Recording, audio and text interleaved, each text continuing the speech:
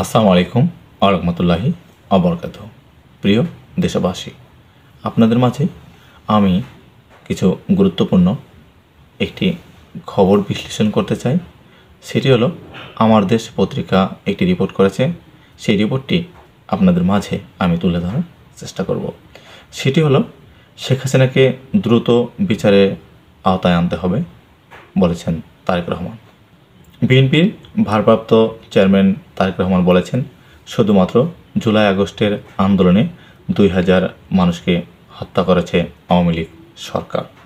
আহত হয়েছেন হাজারো ছাত্র জনতা।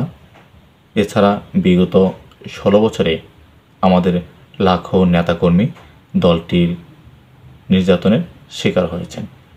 এজন্য পালিয়ে যাওয়া স্বৈরাচার শেখ হাসিনাকে দ্রুত বিচারের আওতায় আনতে হবে।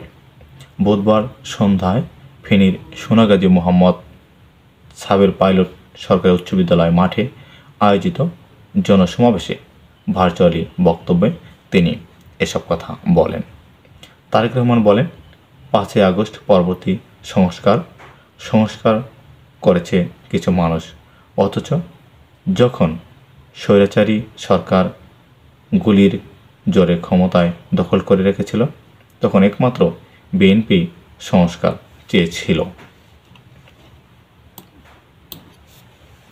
তাই নির্বাচনের মাধ্যমে জনগণের সরকার গঠন করে নতুন বাংলাদেশ গড়তে সবাইকে ঐক্যবদ্ধ হয়ে কাজ করতে হবে।